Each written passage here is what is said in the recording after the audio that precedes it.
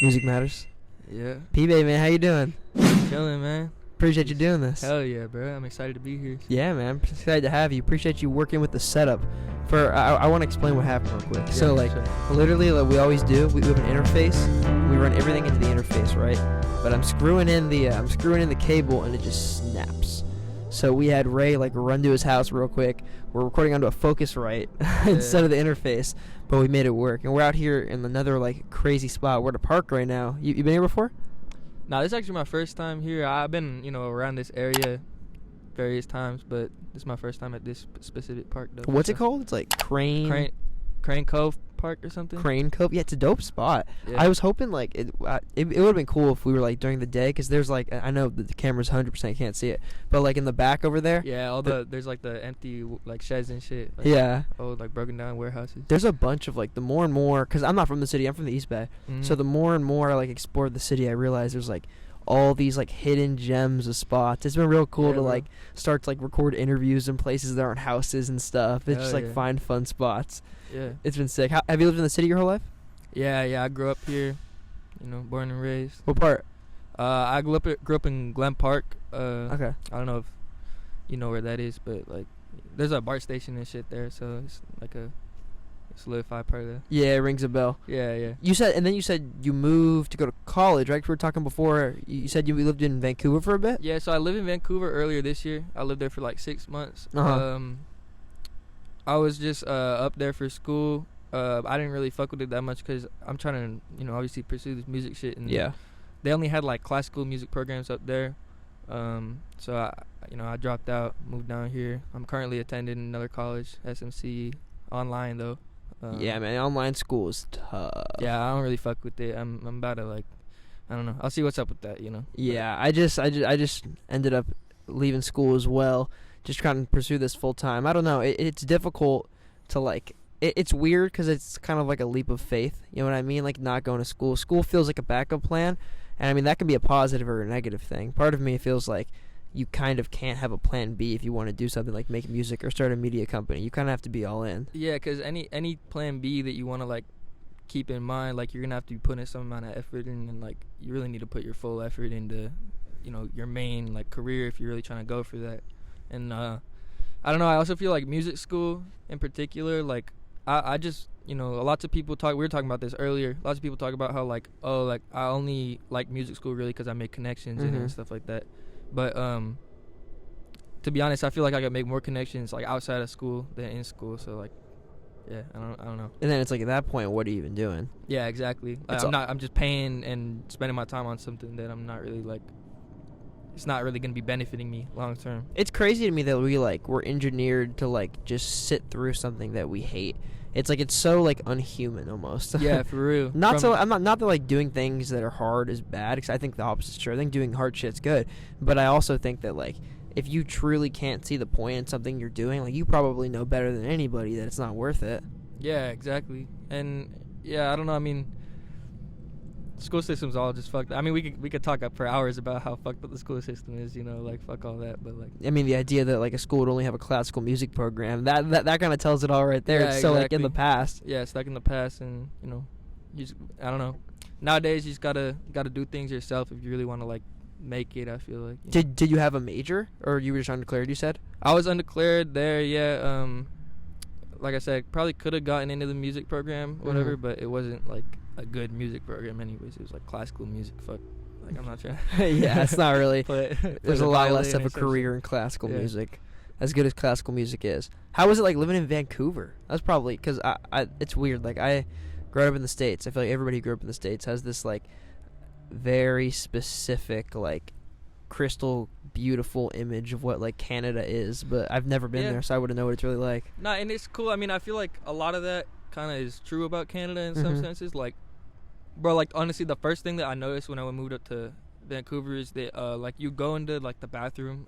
First of all, it was kind of sick because the drinking age is 19 there, so I could go to bars and everything like that. Like I'm only 20, so I still can't technically go to bars here, right? So it was nice to have that. But then like so you go into bars and stuff like in the city, you go into the bathroom and that shit's completely perfectly spotlessly clean. Like whoa. And That in the shit middle just, of like, the city. Yeah, exactly. In the middle of any bathroom you go in, basically in the city, is just clean as fuck, and that just like kind of caught me off guard. I feel like a little bit, like it's just like, I mean, it's not like the bathrooms here are fucked up all the time or whatever, but like some of them, but like you've never seen that shit in Vancouver. So I feel like it kind of just speaks to how, like, the way that people kind of like hold their standards there, I guess, in a way. Yeah, But- that makes sense. But part of that I also don't really fuck with, because like people, I don't know, they just don't see things in the same way. It's hard to describe, if There? you're talking about it. Yeah, but they just don't, like, I don't know, like, nobody there is about to go like try to pursue their dreams off the bat, like everyone's more like straight lit. And it's possible I just saw this because I was in the college environment, but yeah, nobody up there that I met at really was really like 100% in on their goals and shit like that, like we were just talking about, where you really need to be if you want to succeed. And so I feel like it's not really the environment you want to be in if you're going to be pursuing something like that, just because like you're surrounded by people that are not on the same wavelength as you. You know what I mean? Yeah, it's actually fascinating to me. I'd imagine that has a lot to do with, like, I mean, growing up in a city, like, or growing up specifically in, like, California. It's I think about this a lot, actually. We're so, like, engineered and surrounded by the idea of, like, go, go, go, go, go. Like, I was talking to this girl Maddie. She's in a band called Have.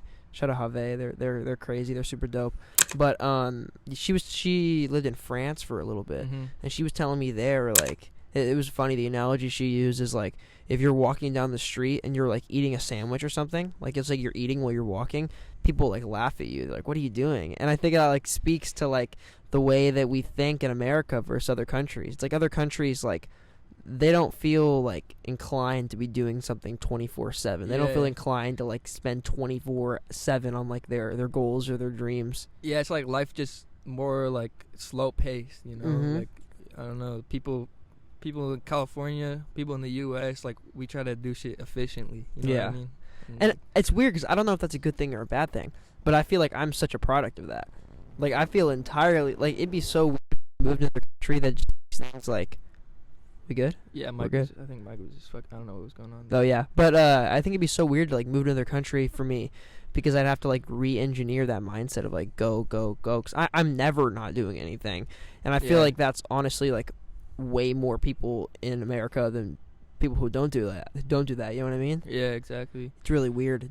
Was Vancouver? Is it like very city like? Like, does it feel like a city, or does it feel more like a big like town that like there's more nature and stuff? I'd say it's very comparable to San Francisco. Oh wow. In the way that it feels. It's like it's got the downtown section, where it really feels like a big city and stuff, but then you go outside of there and then, it's like residential. There's some like, streets that have, that are popping and stuff like that, but it's like, I don't know, just all mixed in. I only stayed in, like, I only went to stuff in Vancouver proper. There's a bunch of smaller cities around Vancouver that are much more like suburbs. I feel like the whole thing in general, though, is pretty similar to the Bay Area in terms of like its setup. That actually makes a lot of sense, because I've always felt like, at least like, I mean, I haven't been a lot of places, but I've spent a lot of time in LA and I've spent a lot of time in the Bay. And I do feel like one thing that's awesome about the Bay Area is like it's very much a city, like in the sense that there's always something going on. It's very like fast paced, but you also do get a lot of that nature. Like, I feel like that's probably the appeal of somewhere like San Francisco.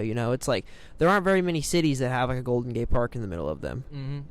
Yeah, and that was really cool about Vancouver for sure. Like when I like getting out to the campus for UBC, which is a school I went to.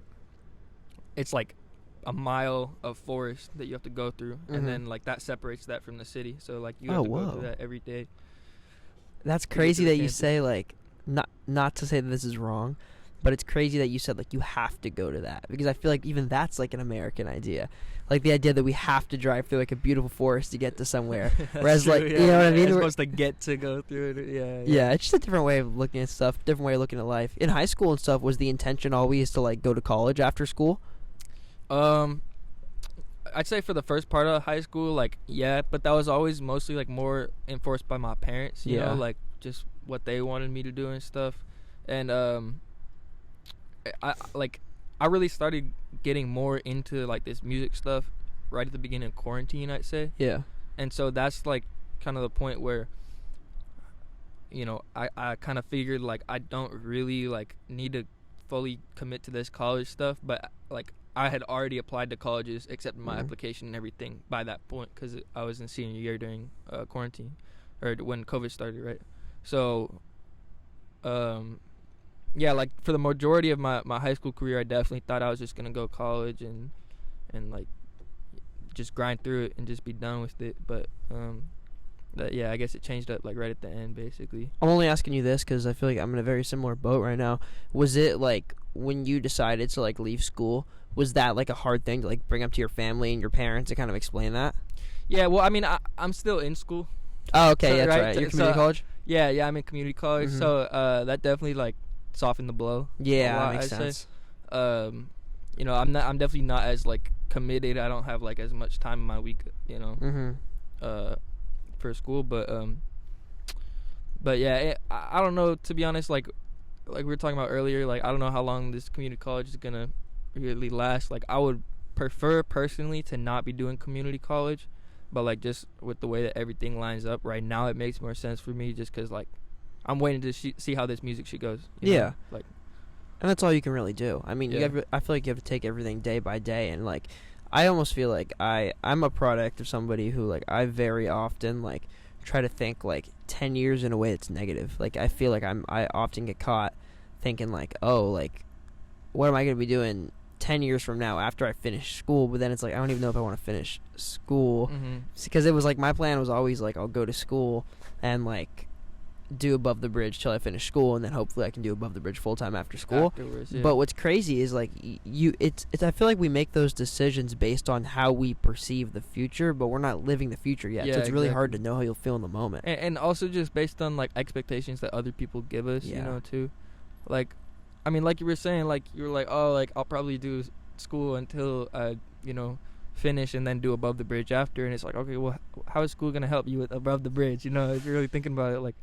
That's kind of the MySpace I'm in right now. Like, even though I'm going to school right now, but like I don't really see realistically how it's gonna like benefit me in my career, you know. So that's why I'm kind of, and like we were talking about earlier, you kind of need to go like 100% in on this shit. So the expectation thing is so weird, because you think about like what is the expectation of a normal kid in America after high school? It's you either go to college or you like go to the military or maybe go to community college, but it's like that one path feels like the only path that's really presented to us, and I think that's so wrong, because it's like why should it's actually crazy if you really start thinking about it, because it's like why is the expectation that we have to shell out $65,000 of worth of debt to like for like a degree you might not even use. $65 a year, bro. Like if you're going to like a private college or some shit. I mean, like, you know, not all colleges like that. Some you know, would be cheaper, but like, damn, bro, I could never pay $65,000 a year. But it's like respectfully, like I could have like went to school for what I was going to school for, which honestly, like no shade to anybody who was doing what I was doing, but it's a useless degree. Like at least for what I wanted to do, right? Like a music industry study degree for what I want to do is absolutely useless. But it's like I would be viewed as if I was making a more intelligent choice if I stayed in school and pursued a pointless degree rather than dropping out and trying to build a business. Well, cause that's like the safe choice, you know, like if you get a degree in music, like you're probably gonna be able to get hired by a label, make a steady salary and shit like that, and so people always view that as the safe choice. But for me, it's like safe for what, you know, like safe to just be doing 9 to 5. I'm like doing shit that I don't like, going home to, you know, whatever, like a decent, like, you know, life outside of that, whatever, like, but like, you know, just not really enjoying like what you're doing, not really like having time to do the shit that you really want to do, you know. And like I would rather take the risk of, you know, possibly getting to that point where I could do what I want to do basically and be sustained off that. And then like the other side of it is like, okay, you work a shittier job, like if nothing works out at all, if you're not able to make it in any way possible, you know, but like that, then you'll end up working like a shittier 9 to 5, but it's honestly like a similar lifestyle to like if you graduated college and like got a different 9 to 5, you know what I mean? Exactly, because like what is the end goal in like a kid's life after they get out of high school, right? I would say that like what I feel like your goal should be, or like what my goal is, or I feel like honestly probably most people's goal is to be happy in 10 years, right? But it's I think that like for the average person, that college route to go be like work a desk job or go do something that you're just not really interested in, like that doesn't seem like the best way to like be happy, the best way to like maintain and like obtain like sustained happiness. So it's like we're almost being sold this facade that we have to be unhappy, but it's like I don't think that's true, and you could be miserable chasing your dream, but at least you're waking up for something. And like you just said, like it's almost like we're being sold it. Like we actually are being sold it.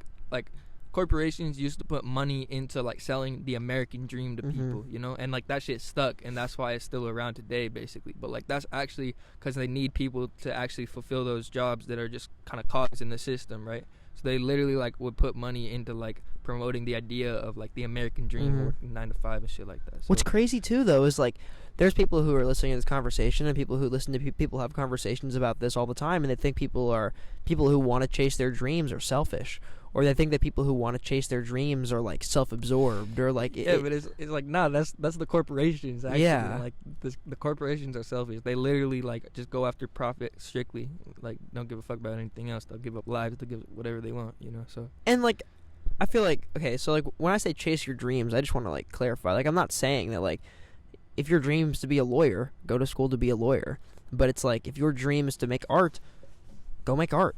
Yeah, exactly.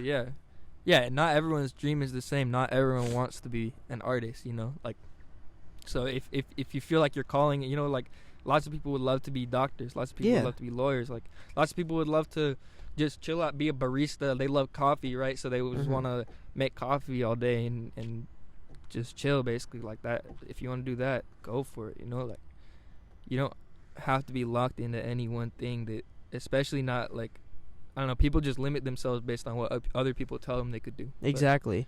I've always said, like, I've said this since I was a kid. Like, I've said this before, like, Above the Bridge was a thing, or before I knew what I really wanted to do with my life. I've said, like, I'd rather be homeless and chasing something that I care about than rich and doing something that I don't think matters. There's a, have you ever seen the movie Whiplash? I have not, actually. It's about a jazz drummer. But there's like a quote, and it's one of my favorite quotes ever. It's like this jazz drummer, he's going to school, and he's sitting down at like at a family dinner with like his family, and his uncles are there, and like one of his cousins comes, and then his dad's talking about his cousin who plays like D3 football at like some school, and they're talking, and then the cousin's just like, he kind of looks at the Andrew, who was the drummer, his name's Andrew, and he was all like, oh, like, how's that jazz thing working out? Like, is there any money in that? And then he just kind of looks at him, and he's like, you're playing football, but like, why is that deemed more important than being a jazz drummer? Yeah. And then like they end up getting into this argument, and he says this quote, I love it. It's like, I'd rather, because I think they start talking about Miles Davis, I think, and Miles Davis died like super fucked up when he was like 50 or 60 or something. He wasn't very old, I believe. I hope I'm getting the right musician. I think it might have been Charlie Parker, but it was some great jazz musician that they were talking about. And the dad was all like, Andrew was, I'm terrible at telling stories, I'm sorry. And Andrew was all like, I want to be like the next Charlie Parker. And then his dad was like, Charlie Parker died drunk, dead, and unhappy at 50 years old. And then Andrew goes, and this is like one of my favorite quotes. He goes, I'd rather die drunk, unhappy, and have people at a dinner table talk about me 25 years after I die, then die rich, happy, and nobody remember who I was. Yeah, to be honest. And I think about that like all the time. Yeah. And like, I don't know, man. I mean, to me, the only thing more valuable in this world than money is time, right? Yeah. Everyone knows that. Everyone like, and if you're not getting your priorities straight like that, I feel like you gotta straighten your priorities out. Like shit, like. I don't know. I just don't know how you could really be okay with doing something that makes you unhappy all the time, and saying like, oh, I make X amount of money, so it's worth it. Like, fuck no, bro. What are you gonna do with that money? For what? Yeah. Be happy? No. Yeah, exactly. No, I think the idea that money brings happiness is so like beyond me. But I also think like there is. I remember when I was in high school, somebody did like a report on this, and it was super interesting. And it was like an inquiry report. I don't know if you ever did those, but it was like pretty much like you have to like ask a question and do like a whole like research paper on it. But like this kid's I think it was Lucas. Shout out Lucas. But his question was like, does money bring happiness?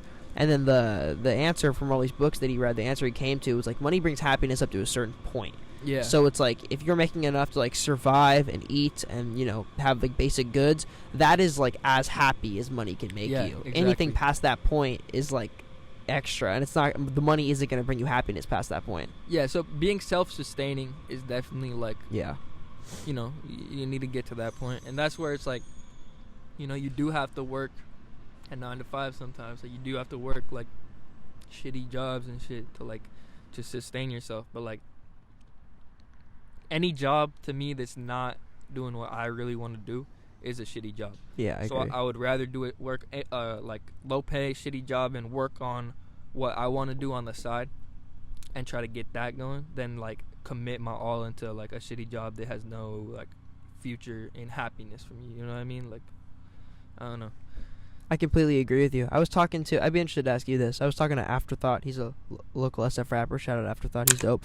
But we had a full conversation about how like you can like how if you like decide to pursue music full time, you can be like a working musician, but then like your salary can come from other things besides your music. So like you could, you're merchandising, maybe you're a songwriter on the side, you engineer sessions, whatever. Would you ever be open to like making money through music in a way that's not an artist way? Yeah, hell yeah. I mean, I do some stuff right now, like I produce and like I haven't really been making money off of music because I haven't been putting myself out there like that. Yeah. But theoretically, I feel like that would be the next step before like fully making money off of like the music that I release and stuff like that. And the other thing is you can always supplement your income. You work a job. Yeah. Sometimes you start working less and less hours and you start selling features and shit like that, right? And then like eventually you're selling more features, you're selling more whatever, then it's more worth your time to do the other thing, so you drop your job or whatever. But like it doesn't have to be all of a sudden, like it's just it's an incremental grind for sure. I like that, and I think that's like probably the best way to do it. That's a way that like you can do it and people won't like look at you ways, you know what I mean? Yeah, it's interesting. I guess the way that I think about that is like, I mean, as like I've gotten more and more into this Above the Bridge stuff, like we were just talking about this, like I've got into shooting music videos. Now I've been shooting a lot of music videos for people, or like I've started like just doing stuff in that vein. Like I've started video editing for some people, or making like behind the scenes type stuff. And like the plan is like I would love to get to a place where like Above the Bridge can be what I'm pursuing, but my full time like income can come from something like shooting BTS for people, or shooting like music videos for people, or editing or something like that. Because it's like I would love to like there's a book, I always forget the name of this book, but there's a book by Stephen Pressfield, and it essentially talks about the concept of like making your creativity your job as fast as possible. And I think the idea behind that is like if you're a musician, right, if you're a rapper, if you can like start making your full-time income off making beats and selling features, and let's say maybe you pick up doing cover art or something, you I already engineer myself, like that's the other thing I'll probably be doing. Exactly. So like if you can start to do that, then it's like while you're working to make your income, you're gaining skills and experience that you can put towards your passion. Too. That's a big thing. Like if you're working in the same industry you're trying to work in anyways, like all the connections are going to be like great to build anyway. So it's really weird in the city how like everything's connected, because like the San Francisco's, for anybody who doesn't live in the city, they probably don't know that San Francisco is like small. It's 7 by 7. Like it's not a big city at all. 7 by 7, 7. Yeah, shut up, frenzy. But it's not a big city, so it's like musically here. It's funny how like in a lot of ways almost everybody knows everybody. It's like it seems like it's a very tapped in like community almost. When did you first start like reaching out to people musically? Like I guess I would ask you, how'd you get tapped in with all the SFA guys and start talking to all them and meet all them? So, like I said, I really started making music beginning of quarantine, I'd say. And I was down in LA for a year. We could talk about that after or whatever. But and like that was like a whole different scene. I met some people there, some connections transferred over and stuff like that. And then I moved up to Vancouver. When I came back to the city, I really I knew a few people in the city, honestly, like when I came back, but most of my homies had moved away, you know? Yeah. So I started clicking up with people that I went to high school and stuff with. Ray and I went to high school together. Oh. So we started making music and stuff, and then he knew all the SFA guys from other stuff, I guess. I don't know, whatever.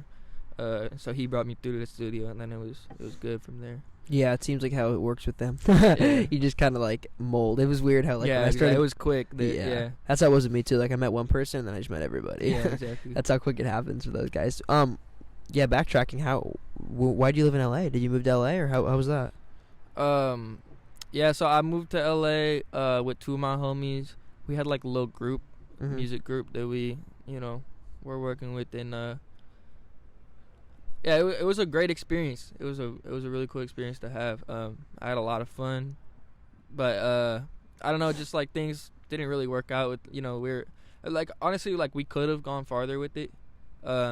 Just kind of like internal stuff that went on, and we all had to move away too. Like we had a year lease at this place, and we were like, all right, like it was a really good deal on the lease, we were like, all right, like we kind of got this time to figure stuff out. If it doesn't look like it's gonna be going from there, like, well, I'll move out basically. And so yeah, that time came around, and basically we just all were kind of doing our own things at that point anyways, like me and one of my other homies that was in the group, Drew Fro. Oh no, he don't go by that anymore, actually. It's like Alexander. I gotta send you that. Shout out Alexander. But, yeah, no, but his name's Sam, actually. Shout out Sam. Yeah, that's the homie.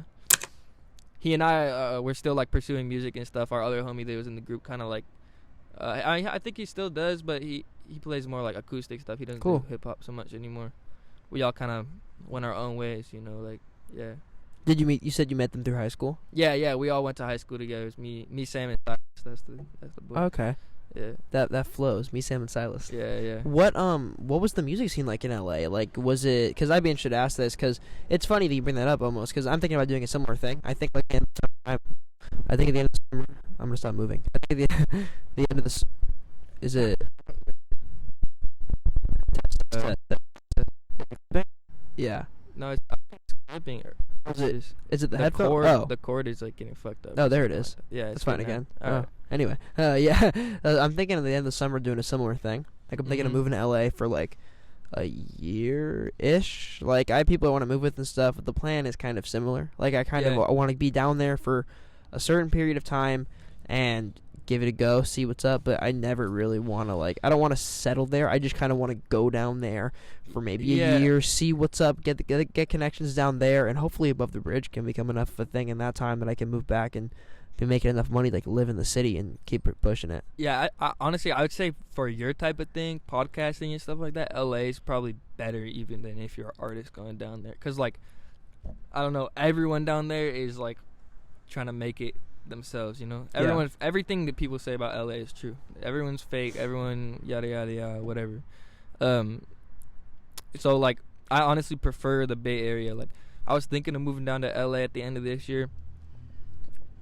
I'm iffy on that now, Yeah, because honestly, like in the time that I've been back in the city, like I made more new connections than the entire time that I was down in LA. I've only been back up here for like 4 months now, so like, I just been like, I don't know, I just fuck with people in the city more. It's more my, my vibe. I completely agree with you, and I think that's because we're from the Bay. You know what I mean? Like, that's true too. Yeah, I think it'll always be like that. But like, whenever I've spent a good amount of time in LA, and like whenever I'm down there, like, it doesn't really feel me. But I think you're right. Like, I think like a music media company, exactly. It makes so much sense. Lots of people are already in LA. Like, it's so much easier to access people that way. Like, as an artist, everyone, like, you kind of get drowned out by everybody else, but there's just not that many people in this lane in general already, so like if you go to underground shows and shit, you just talk to the artist, you're like, I'm trying to get you on my podcast, you're pretty likely to get them on your podcast. 100%. Like, yeah.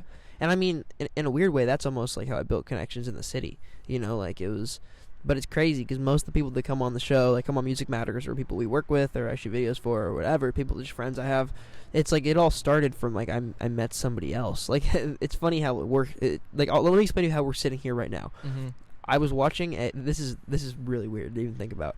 But I was watching. Do you know what Hive Mind is? Yeah, I've seen their stuff. Yeah, so I was watching one of their live streams. You know how they'll like stream under. You know how like they'll have those streams where artists can submit their music. Yeah, I like those. So like I was just one day I had one on in the background while I was like working on some Above the Bridge stuff, and this one song came on that blew my mind. It was called Star Dance by Kid Lords. Shout out Kid Lords. They're from SJ. They're some dope artists. But their song came on and I was like mind blown by it. And there was a video to it too. And I was watching the video and I was like, that has got to be in the Bay. Like what I was just like, this looks like it's in the Bay. Yeah, it has that feel. I was like, yeah. Like, I was looking. I also was looking at the gas prices because they were at a gas station, and I was like, $6. Yeah. I was like $6.30. There's only a few places where it's yeah. I was like, they're either in L.A. or the Bay. There's no other or some other country. But like New York, but the street signs will look different. Yeah, and stuff, so. exactly. So like, I ended up looking up their Instagram and stuff because their music just so dope, and I was like, oh my god, they're from San Jose. Yeah. So I hit them up. I was like, yo, like I love your guys' stuff. Like this is what we do. Like if you ever want to work, get an interview in, do a live session, whatever. Like let's work. And they were like totally down. So I went out to San Jose. I tried an interview with them, and we ended up becoming close friends. Like we talk all the time. Those are the homies. But yeah. So like I met them, right, and then they sent me a whole list of artists they fuck with to hit up. I hit up Chucky. Oh yeah, okay. And then I was at Chucky's interview, which was at the Tilted Brim in San Francisco. Shout out Tilted Brim. We did that interview, and then Derek was just there. And then me and Derek started talking. And then through Derek, I met... Like, I got all these artists. Exactly. He was like, yeah, I work with all these guys. Yeah. So then I met all them through Derek, obviously, and then that's how we're here. So it's funny. Yeah. It's like, you know, you would think that kind of thing could only happen in L.A., but no, it happens here too. Yeah, and that's why, like, I really... My idea when I moved down to LA is I want it to be like very temporary. I think the Bay can be that expandable in like 5 years, even more so than LA is. Yeah, the only thing I'd say though, like with LA that's beneficial over the Bay Area is that like in LA, I feel like that it attracts big artists, right? So exactly. The average artist, like you just get bigger artists down there. There's not this that my many. Exact there's process. Not that many artists in the Bay Area with 1 million on Instagram. There's a lot in LA. You took the words out of my mouth. And so you're just gonna find people with, bigger audiences in LA. If you're trying to really grow in something like this, then that's probably the place to be. But if you want to establish that like core fan base, and like if you really want to like, something's going on. I don't know. Is it? Check the other side too. It could be because it's test. It could be because it's sitting on cords. Honestly, with that, like, I don't think. There's like something with like how electromagnetic shit works. Yeah. Fuck it up, but like, is it picking it up? I was doing something. Try like adjusting that more, like on your.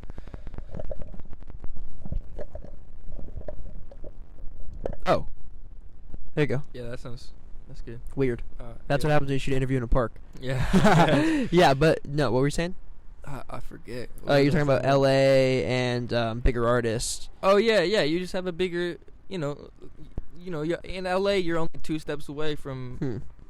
You're only 2 steps away from Trippie Redd. Yeah, literally. Dude, Trippie Redd, he's, at least when I was in LA, he was working with everybody. Every single person that I ran into. I got a Trippie feature. Yeah, or I Trippie wore my merch, or Trippie, Trippie this, Trippie that. Yeah. That guy's outside. Yeah. That's super funny, dude. Like, it's funny that you bring that up. That was, like, my exact thought process. It was pretty much the same thing. Like, my thought process is pretty much, like, the only thing I think the Bay has in LA is because, like, okay, let's say you take 10 you pull names out of a hat and you take 10 random artists from LA, 10 random artists from the Bay.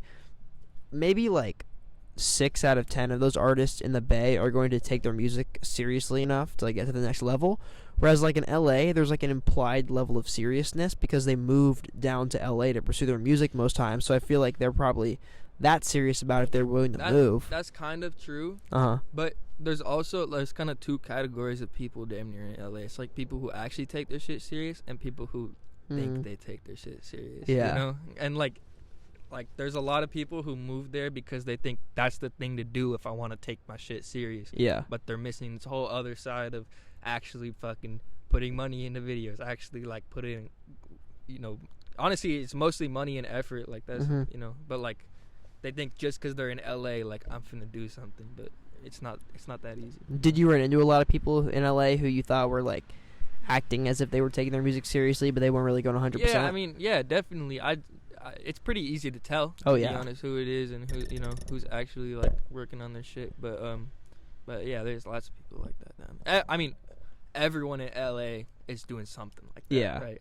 So everyone you meet is gonna say that they're an artist or like a, you know, whatever, photographer, something like that. And then like you gotta actually look at their work, look at their track record and stuff like that to see if they're legitimately one or if they're just saying that. Yeah, because I everybody says that. Yeah, exactly. I'd be Whereas in interesting the Bay Area, if you're not like that, you're not going to say that just for clout or whatever. Exactly, because there's no clout to get. Yeah.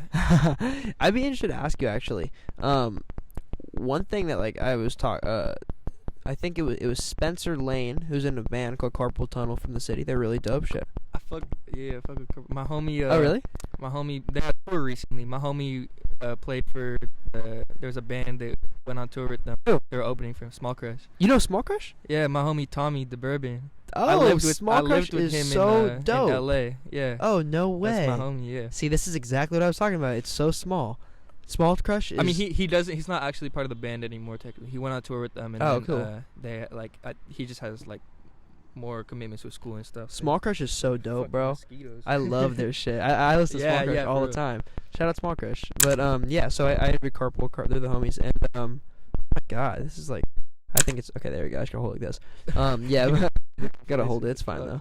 But yeah, Spencer Lane, their bassist, was talking to me about this. We're talking about the same thing pretty much, like LA and versus the Bay, and he was saying like one thing that happens in LA more, he thinks, is like you maximize the I'm running into people by chance factor.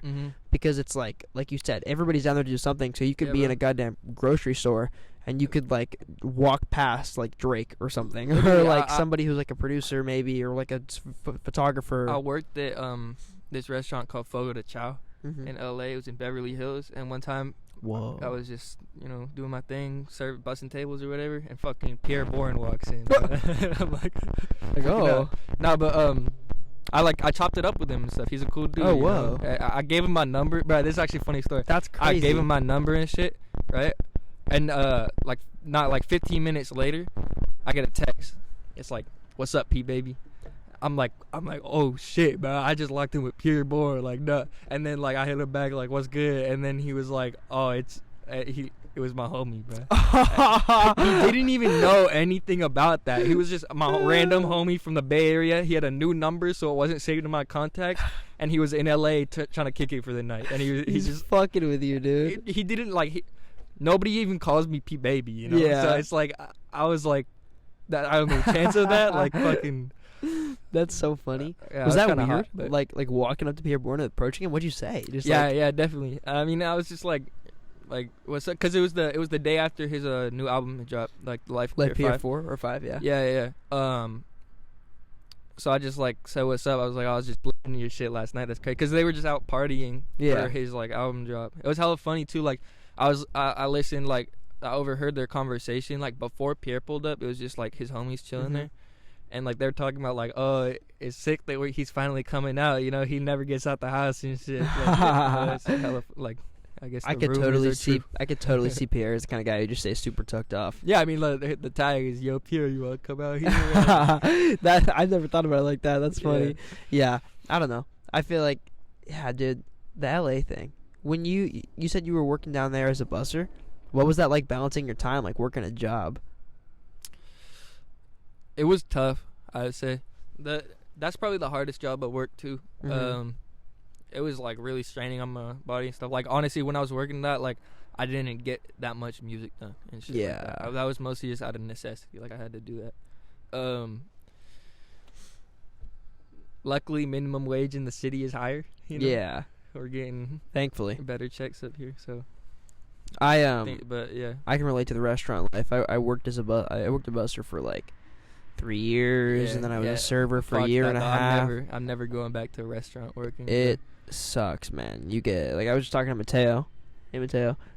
He literally was like, where he worked, they just did not treat him right. My job did not treat me right. I feel like everybody who works in a restaurant, they just talk about like how their jobs just do not treat them right. Like, and for me, like, it wasn't so much my job. I feel like I worked at the spaghetti factory. I feel like my job treated me pretty decently, but it was the people, bro. Like, people are so fucking disrespectful, and it gets so old, dude. Like, I feel like in like day-to-day conversation, I don't get that bothered if somebody says some rude shit to me or like disrespectful shit. It's like whatever. But it's just one after another, exactly, just treating you like shit. The other thing is, bro, like bussing tables. Like, they would make us, you know, I've worked a couple restaurant jobs, so yeah, not all restaurants are like this. But at Fogo de Chao, bro, we had to take like a tray and we had to load up like 5 plates around the outside and then stack up like we had to take a whole table's worth. You had to bust it on a stuff. Tray. Yeah, we had to take a whole table on one tray. Not like a bus tub. No, it was a tray, and you had to hold it like this. Why? So time. It looks like classy, I or guess, yeah. That's so ridiculous. Like I said, worst job I've ever worked. Fuck that shit. When I got fired too. Really? For on some bullshit, bro. I had told, like, I had called for a week off, right? Like, I told them I was gonna take this week off, approved on my schedule and everything, and then like a couple days before that, I had got sick, and so I called in sick, and then they fired me off of that because they thought that I was like taking extra time for my vacation or some shit like that. That's so stupid. Yeah. Yeah, that's like, it's funny that you bring up like the bussing a table on a tray thing. I've always thought it's hilarious how restaurants try to like put up this image of like classiness, but I'm sorry, if there's anybody who goes to a restaurant and they genuinely are upset because there's a busser bussing a table with a bus tub opposed to a tray, fuck you. They try to act classy and stuff, but it's all you can eat, bro. It can't be that classy, yeah. I mean, it's expensive all you can eat, I'll give you that, but like, yeah, come on. Yeah, restaurant jobs are taxing, bro. Yeah. Living in LA, San Francisco, and Vancouver, I'd ask you, which one of those do you think was the most musically inspiring? Like, which one do you think like brought the most good ideas out of you? That's interesting, actually, because I feel like I've made actually like the most like I made a lot of my music in Vancouver. That makes sense. Because I like in Vancouver also, like I was talking about, like, I didn't really fuck with that many people in Vancouver. I didn't have that many like people that I was close with, so I didn't really I didn't go to parties and stuff. I didn't fuck, because bro, all the parties were like frat parties too, and you can't play like music, you know. So I was never fucking with that, and so I would just stay in my room a lot and make music basically, and so that's where I really like found my sound a lot more. I'd say I kind of transitioned from my one sound that I had like in LA I was working on to like my newer sound that I'm doing now. So yeah, I don't know. It was honestly great to have like time to kind of think about things, like find myself a little bit more and stuff. Do you think it was like the solitude and kind of being in a place that had more nature that brought that out of you? Yeah, I mean, then I wouldn't say the nature necessarily had a lot to do with it. The nature was cool, but it was mostly just like having a lot of time to be by myself and think. I did like October 1st to like 24th. I was sober too, because my brother and I tried it. We were sober like October. Yeah, doing sober October, yeah. And then like the 24th was like our homie's birthday, so we're just like, fuck it, bro. We made it this far. Like, we smoking fat. So that definitely was like an interesting period of reflection too. I was doing hella like just like meditating, stuff like that. Wow. Burning hella incense. Yeah. Getting spiritual with it. Yeah, exactly. That's cool. It's I don't know. I really would love to live in another country at some point. I think it probably like, I don't know. I feel like it brings something out of you that like you probably can't experience in the States. Vancouver's like barely another country, you know. Like, does it feel like it feels like the U.S.? It really feels a lot like yeah, like the U.S. basically. When you said you like changed sounds, was there like were you I guess in L.A. versus like what you're making now? You said you kind of transitioned. What kind of stuff were you making down there more? Yeah, I know you said your homie played music and stuff. I was singing a lot more in L.A. Like still hip hop stuff, but like, yeah, I'd say that's the biggest difference. If you listen to my first EP, it's all like singing / like melodic rapping and stuff. Yeah, I checked it out. Now my stuff is a lot more, I don't know, I just have a different cadence I'm using, first of all, which is like the biggest difference, and then it's just a lot more like actual rapping, I say, than singing. Yeah, that makes sense. Did you I guess I'd ask you then, if you were singing more, what kind of music did you grow up on? Like, were you growing up on hip hop, or like what kind of stuff were you exposed to at a young age musically? So my music background is like kind of, yeah. I mean, when I was a really little kid, like I played piano until I was probably 12 years old, from like 5 to 12. So I always had that like classical background in my but I never really like listened to music aside from like the music my parents would play around the house, which is more like rock kind of stuff, but not like, I don't know, like White Stripes, Maroon 5, like that kind of thing, right? And then my dad has always been into like more like heavy rock, so I definitely listened to some of that when I was younger too.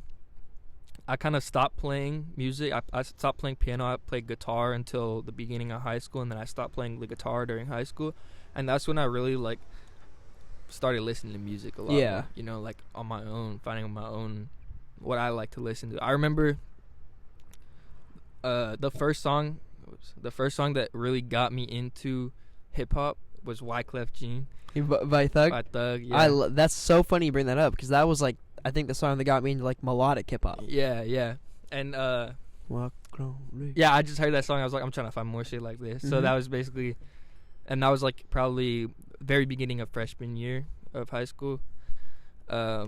And then by the end of high school, I was listening to only hip hop, all hip hop, basically. All the They time. just took over everything. Yeah, and then that's why I started making hip hop. I feel like Thug was a lot of people's introduction into that sound. Yeah, definitely. I mean, he's kind of birthed the whole game, or half the game. Yeah, at I this think so. point, damn near. I mean, like people say Thug's a Lil Wayne child, right? But like, their sounds are different enough where I feel like Thug definitely has like I feel like they're super different. significant portion of the influence. Now. Like when I think of like people who pioneered like the new wave of like melodic rap and like trap, so people more our generation, so outside of like Chief Keef and Waka Flocka, like the early trap music, I would say like where like melodic trap kind of started to spiral from was 1 from Thug and then 2 from Future. I was gonna say, yeah. That's Future like too. what I always think of in regarding to that. Yeah. I mean, I pretty much agree. Did you produce? Did you produce any of your stuff? I know you said you Yeah. had like an instrumental background. I produced. I don't think. I think I have one song out right now that I didn't produce. Oh, okay. So pretty much everything. Yeah, and it's not necessarily that I produce everything on every song. Sometimes I work with other people. But yeah, I try to like be in on the production on at least on like everything. Was the And then, next step? Oh, sorry. Go ahead. I was just gonna say, I do have a lot of songs that are just like completely solo produced. Like the one that just came out, no reintroductions. That's I just made that myself. Oh, fire! What was the step like after you stopped playing music like instrumentally to production, or did you rap first? Like which one of those came first? So the production, I really just wanted to rap at the beginning. Yeah. The production basically came around because of necessity. I was trying to find YouTube beats, and I was like, none of these beats really fit with like what I want to do. Yeah. And I mean, I also don't want to be paying for all the beats I'm using and shit like that. This mod is tripping right now. I also figured like production is just a good skill to have too. I want to be able to eventually make real like music from scratch that I want to make, as opposed to having to tell someone do this, do that. So yeah, and I always like I said, I played music when I was younger. I played the keys and stuff. So production came like pretty fast for me, I'd say too, on that end. Yeah, it's interesting. Like as I talk to more and more rappers, like how many of them like got into production simply out of necessity, like because they needed beats. Yeah. It's kind of an interesting thing.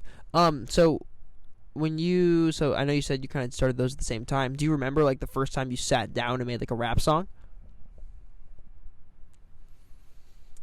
Yeah. Well, like without it, like making the beat or with making the beat. I could tell you either one. So the first song that I ever made was called Boulade. Boulade? Yeah. And that was with my homies.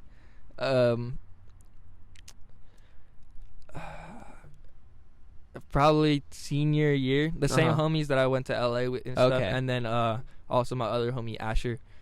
Shout out Asher. It's a cool name. Yeah. I think of Asher Roth. And yeah, that shit was just hella fun. And like basically like after, like that was just kind of so I got expelled in high school. Yeah. This is back in that way, right? Uh-huh.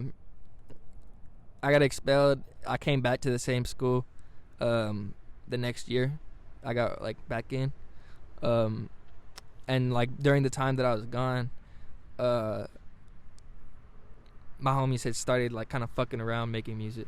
Oh, That's the lights. there goes the lights. Let's see if we can get it back on. Can we get it?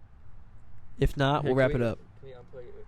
This maybe get the rest back on. We'll wrap it up then. Yeah, I guess we're. I got last question in the dark. All right. See, this is what we do at Above the Bridge, though. We Fuck fucking it, yeah, we shift, we Yeah. pivot, we make it work, man.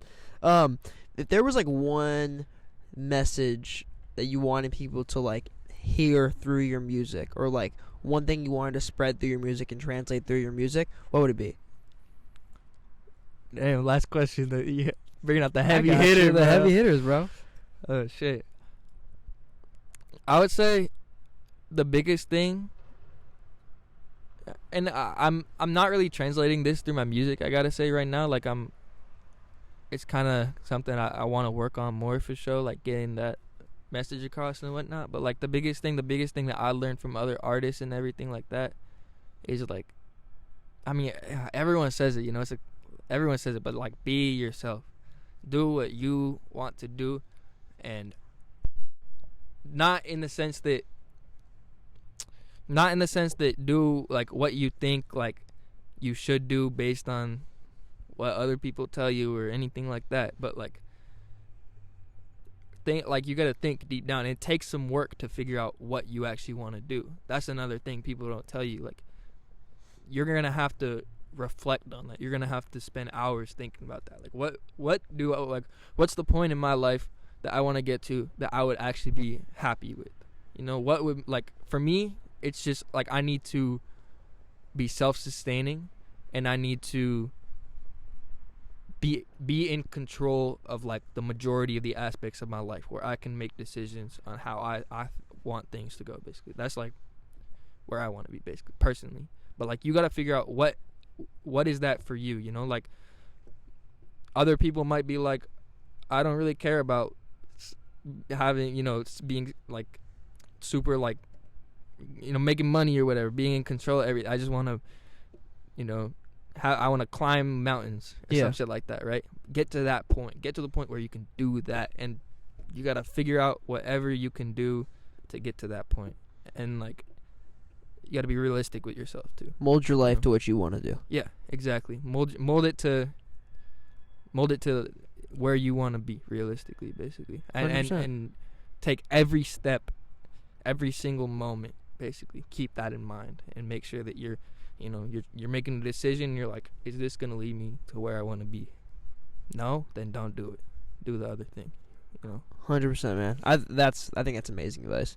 I appreciate you, bro. I thought this was a great conversation. I loved it. Sure. Yeah, man. It's always the parks and the random spots that bring out the best conversations. Why does it feel like lighter? Maybe it's just because the light's not blowing. I was thinking the same thing. I think my eyes adapted. Yeah, probably. I think that's what it is. I appreciate you though, Pbaby. Thank you, man. Yeah, bro. It was a great time. 100%. Tell them where they could follow you on Instagram, all your socials, where they can stream your music. Yeah, Instagram at pbaby.ge, YouTube Pbaby, Spotify, Apple Music Pbaby. That's like, yeah, that's what it is. It's good. All right, brother. Appreciate you, man. Thank you. Yeah, for sure. Alrighty, music matters.